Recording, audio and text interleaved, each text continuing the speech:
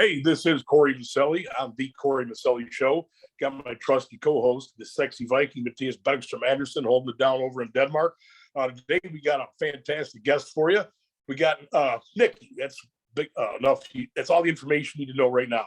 Nikki, she is an OnlyFans entrepreneur. She does some other stuff too. Remember, the theme of our show is overcoming everything. We've got a great overcomer as a guest today. Shout out to Rap Fiend Radio. The show wouldn't be possible without it. Epiphany, what's up, brother? I think you're gonna love this episode. So let's get right into this. I don't even know how OnlyFans work, Nikki. So yeah, could you give me, an uneducated consumer, how does OnlyFans work? Here's what I know: it's girls that are hot that get people to pay to see them on film. That's all that I know. Can you elaborate on that? I mean, that's the gist of it, I guess. I mean, really, it's just easier to be able to reach your person you're crushing on or whatever on a form where they actually respond. So if anyone's ever hit up someone somewhat famous or a celebrity on Instagram, they probably don't ever see your message, So it's a quick way to be able to talk to your fans and relate to your fans. And yes, you can monetize that and have them pay for, pictures, videos, interactions. Cool. Well, just in case you want to watch, check it out, on the ASAP.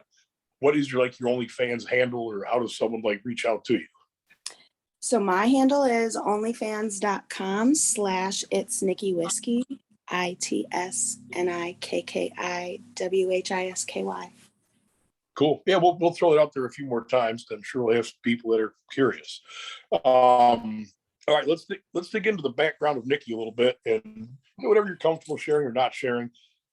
Pretty much all the guests we've had in the show, just to let you know, have had some pretty wild fucking lives. So whatever you're comfortable sharing, we're comfortable hearing and addressing. So let's start with that. How did you even get into this line of work, Nick? I left my first husband and saw a Craigslist ad for an adult video. So I met up with someone and did the most awkward porn I've ever seen or done in my life. But I made $1,500 and I was like, okay, so this is a thing. We could do this. What details are you comfortable sharing? You just showed up to some random place by yourself, so here I am, let's shoot? Or so I used to be a stripper, I used to be a dancer, so I'm very comfortable being around strange, weird men. Right? Obviously. Yes. So yeah, I don't know. I talked to this dude on Craigslist a few times, and he said let's meet up at a bar, see how we like each other, and then we went to this bar, met up, had a drink, and then we went to his hotel, and it was just I was not prepared for that, so it was very awkward. Even watching it now, it's I cringe. Yeah. What was his purpose? Was it for his personal collection? Was it something he used to make a profit with? What was his MO? I mean, at the time, he was an up-and-coming porn star. Now he's actually pretty famous. And unfortunately, my videos had over 1 million views. And it's makes me so sad. I'm why couldn't he have been a nobody? Yeah, no kidding. He's actually pretty well-known in the porn industry now. So good for him. Yeah. So with the knowledge you have now, is there a way that could have turned into a profitable day for you, a longer-term profitable day for you, or how does all that work? I have no clue. So, I mean, yeah, back then I had no idea. I was just happy to make money. If I would have been smarter, I would have signed some stuff to make sure that I get money on views and all that stuff. I didn't even know how that worked at that point. Yeah, how does it work? Because I have no freaking clue.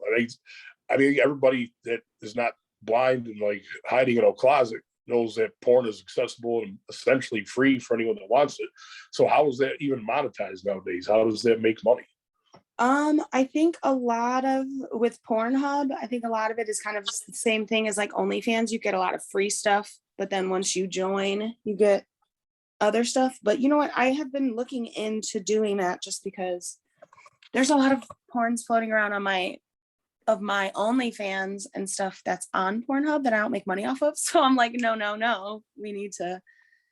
I need to do some more research on that exactly. Because I know the bigger the name, Brazzers and all that, obviously they make a lot more money than, let's say, Ashley Barbie.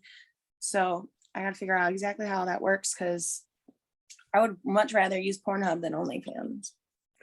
Yeah, I be honest with you, I don't really frequent any of them because I've such a generally like obsessive nature.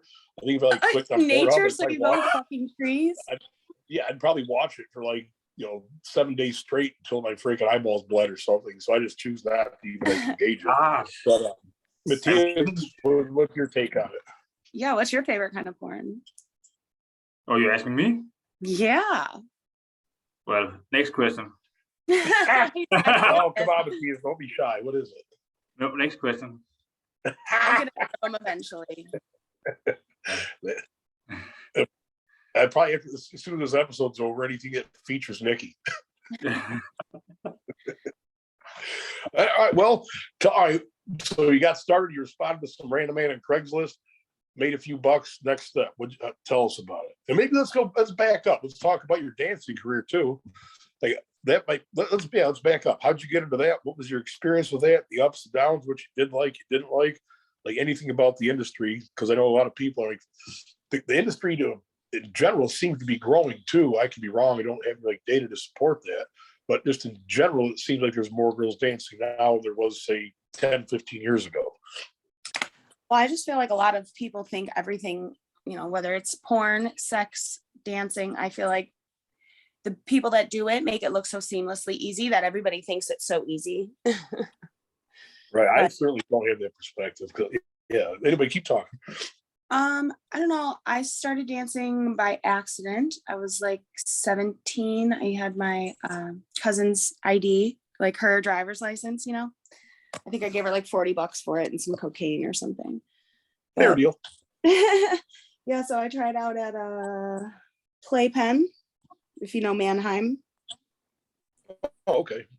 No, but anyway. Yeah, it's a little ratchet hole in the wall. But gotcha. I went there. Area, obviously, Mannheim.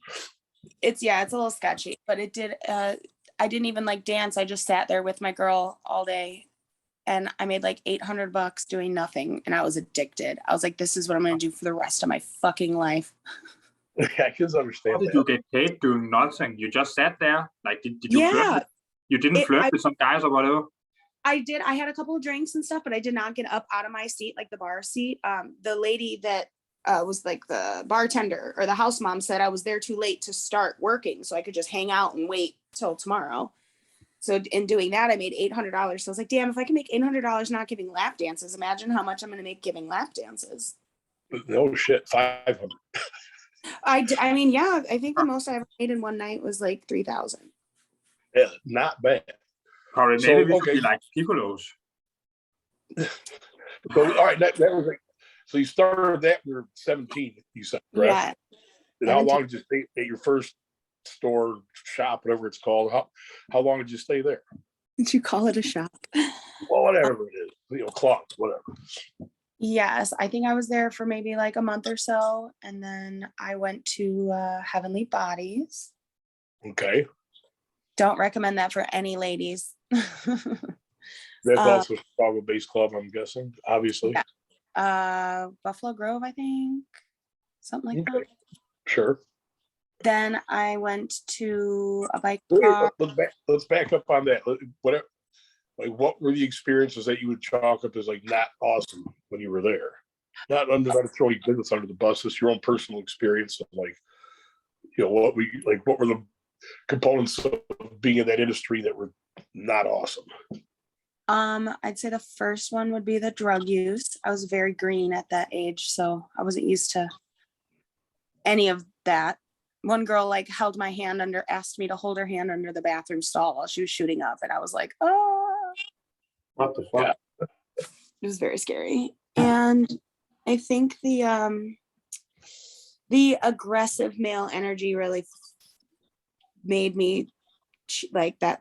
Probably scared the shit out of me a lot when I was younger, but obviously, I have aggressive male energy myself now, so it's just got transferred. Yeah, let's dive into that energy conversation a little later because it's fascinating to me for sure.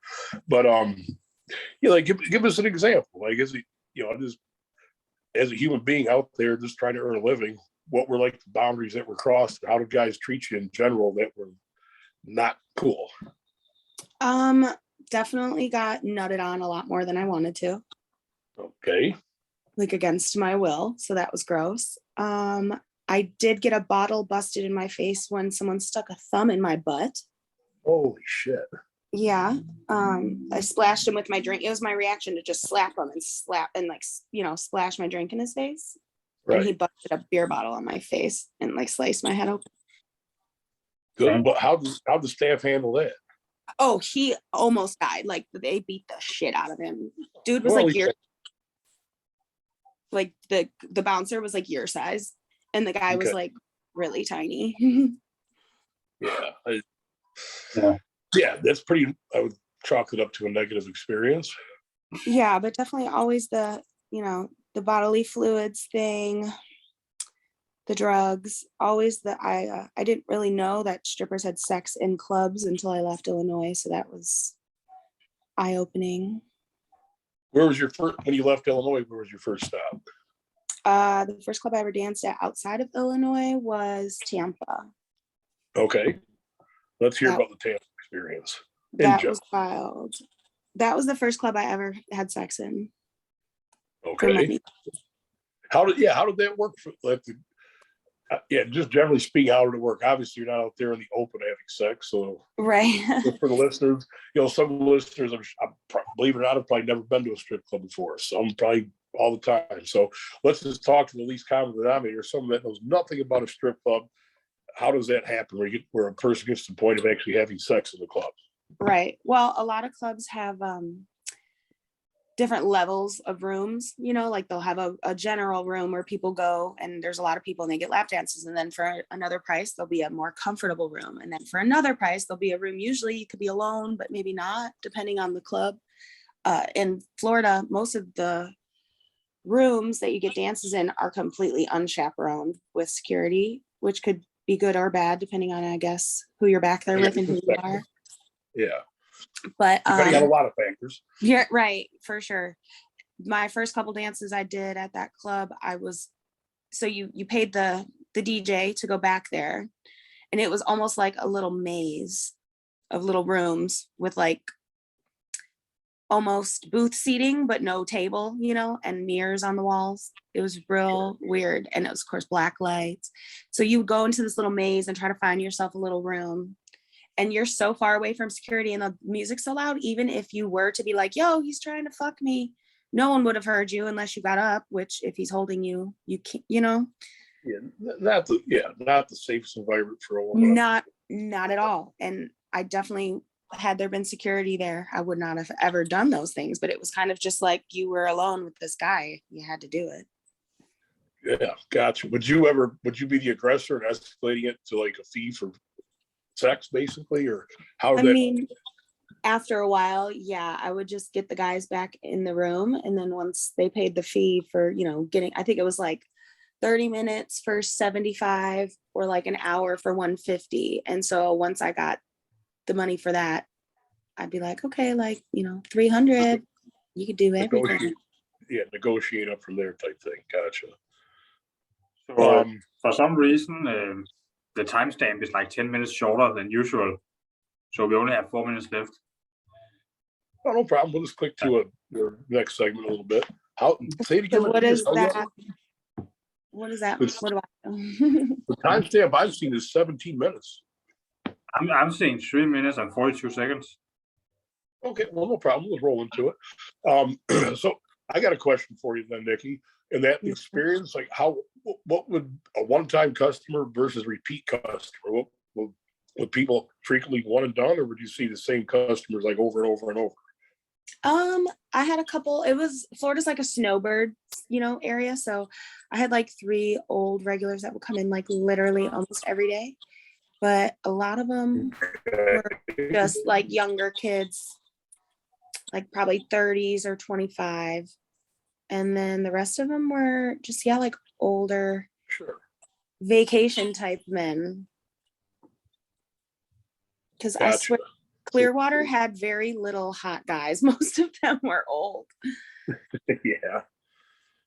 Well, just cutting straight to the issue, what was their like hygiene like? Were guys usually clean or well kept, or did you have to deal with some kind of like gnarly shit occasionally?